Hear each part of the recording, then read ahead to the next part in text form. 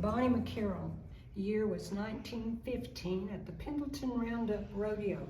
The photographer was W.S. Bowman, if you can imagine him with the big box camera in front of that horse coming right at him.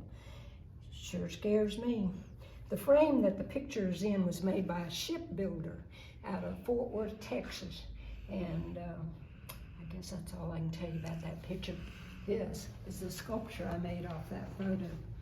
And the #1 piece is in the National Cowboy Hall of Fame in Oklahoma City, and it will rotate. She was 15 years old in 1915, and she drew a horse called Silver, and bucked off right on her head from hobbled stirrups. And in the year of 1915, the rodeo committee got together with the women's committee in Cheyenne, Oregon, and made a ruling that the women had to ride with hobbled stirrups. That is, to tie one stirrup to the other under the belly of the horse. Now, if you've ever ridden, you'll know that if you can't keep your weight in stirrups by moving them, you're probably going to do a head dive just like that, right out over the dash. Well, that's Bonnie McCarroll. She was born in, where was she born? I forgot. Boise, Idaho. And she was born as Dot Treadwell.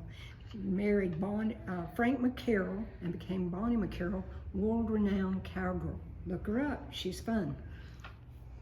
A little more about Bonnie McCarroll and the hobbled stirrups. This hobble broke. It was fastened to the other under the belly of the horse.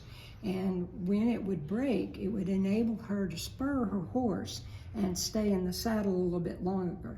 Unfortunately, not this time. But a lot of the cowgirls feared the hobble stirrups, and I guess I would too. I did my research and found several pictures of her hobble was broken, and I guess that was to her luck, so she became such a famous cowgirl. I also noticed another thing in the photos, that these same 3 buttons, if you can see them here, on her blouse, repeated itself over and over, even though you could see a tiny pattern to her shirt.